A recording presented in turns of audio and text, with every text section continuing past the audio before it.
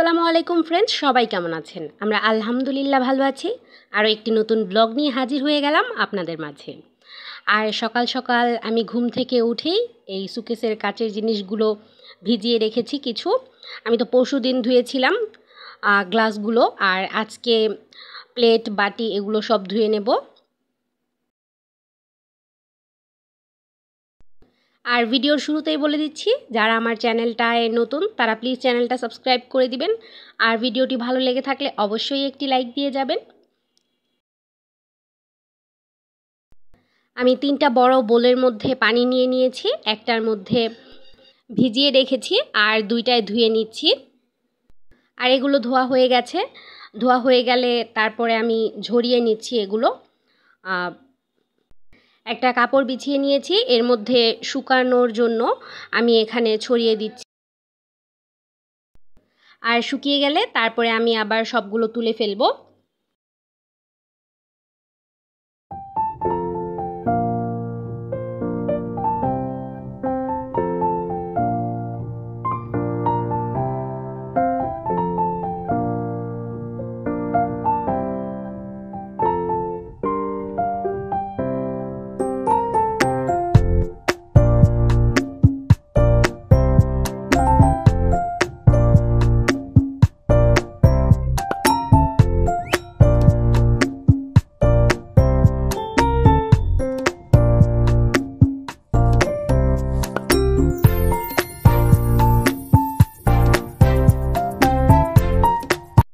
আর এটা একটা heart shape, আমি পালপুতি দিয়ে এটা তৈরি করেছিলাম কিছুদিন আগে। খুব সুন্দর লাগে এই সব জিনিসগুলো আমার তৈরি করতে। খরগোশ, স্ট্রবেরি এগুলো আমি তৈরি করেছিলাম, আবার কমলাও তৈরি করেছিলাম। অনেকগুলো এমন পালপুতি রয়েছে আমার।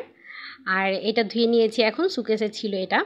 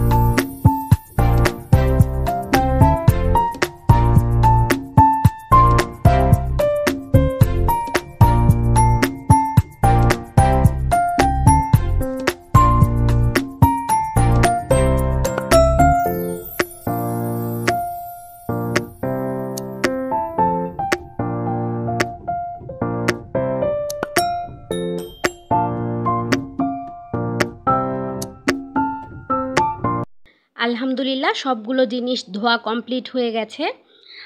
অনেক সময় লেগেছে আজকে, প্রায় 4:30 বেজে গেছে। আমি এখনও রান্না বান্না করতে পারিনি।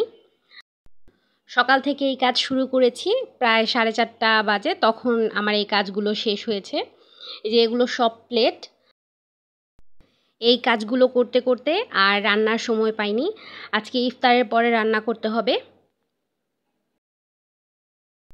আর যেহেতু ঈদের সময় এইসব কাজ না করলেও হয় না, তাই এগুলো ধুয়ে নিলাম। আর একদিনে পারিনি, 2 দিনে এই সবগুলো ধুয়েছি। একদিন গ্লাস ধুয়েছি আর আরেক দিন এই বাটি আর প্লেট ধুয়েছি। তারপরে ধোয়া সব শেষ করে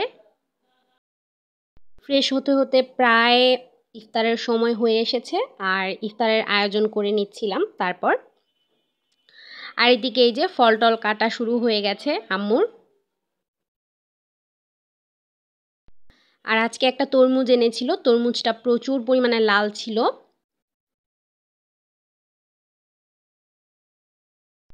তারপরে এক এক করে ইফতারগুলো সব কিছু সাজিয়ে নিচ্ছি। আর কালকে নান রুটি এনেছিল, সেই নান রুটি গরম করে নিয়েছি। আর তরকারি নিয়েছি, নান রুটি দিয়ে তরকারি দিয়ে খাবো। আর সাথে কিছু আব্বু ইফতারিও এনেছিল, তা এখন সাজিয়ে নেব।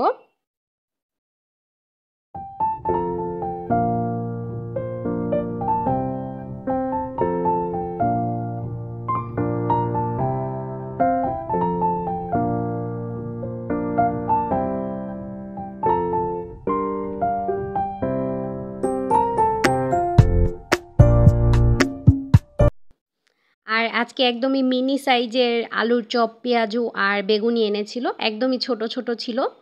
এগুলো 2 টাকা পিস ছিল। দেখতে খুবই সুন্দর লাগছিল আর খেতেও ভালোই লেগেছে।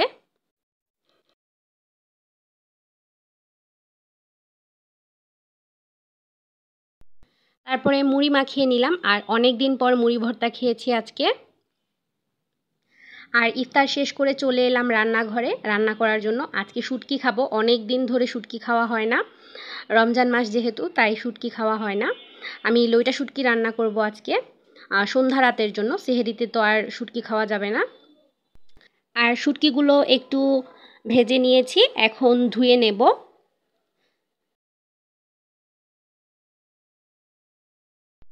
আর এই তো শুটকির জন্য পেঁয়াজ ভেজে নিচ্ছি। পেঁয়াজটা ভাজা হয়ে গেলে মশলা দিয়ে দেব, আর সাথে আমি একটা তেজপাতাও দিয়েছি।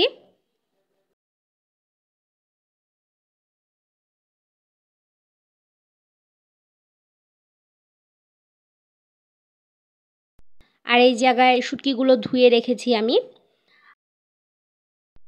আর এই তো পেঁয়াজটা বেশ অনেকটাই ভাজা হয়ে এসেছে, এবার এর মধ্যে পানি দিয়ে দেব, পানি দিয়ে সব মশলাগুলো দিয়ে দেব।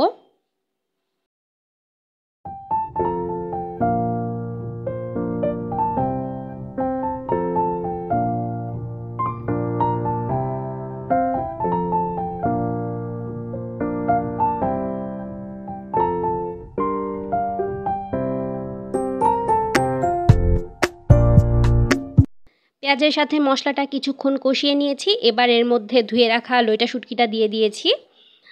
তারপর এর মধ্যে পানি দিয়ে দেব, পানি দিয়ে তারপর ভুনা ভুনা করে নামিয়ে ফেলবো।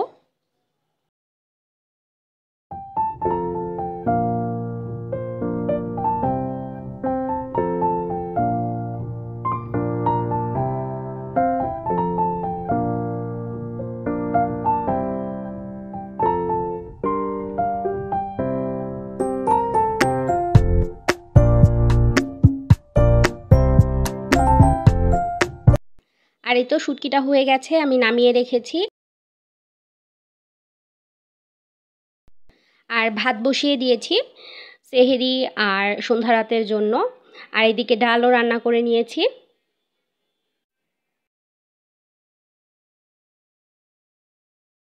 ডালটাও হয়ে গেছে। আর সেহরির জন্য রান্না করব শোল মাছ। শোল মাছটা ধুয়ে রেখেছি এই জায়গায়। শোল মাছটা পেঁয়াজ আর টমেটো দিয়ে রান্না করব। শোল মাছ রান্না করার জন্য আমি পেঁয়াজটা ভেজে নিচ্ছি এইদিকে।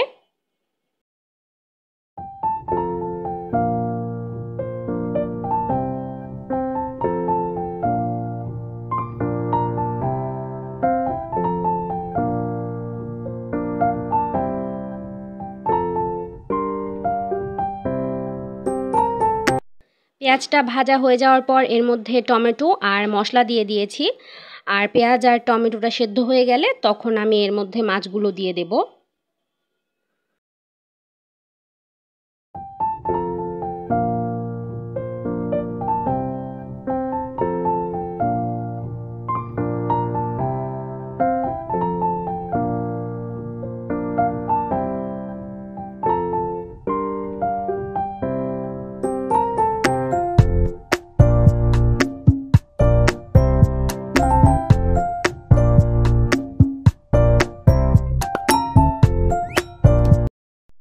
মশলাটা কষানো হয়ে গেছে, আমি এর মধ্যে মাছ দিয়ে দিয়েছি আর দিয়ে দেব পর্যাপ্ত পরিমাণে পানি। আর বেশ কিছুক্ষণ জাল করব, তারপর নামানোর আগে ধনিয়া পাতা আর কাঁচামরিচ দিয়ে দেব।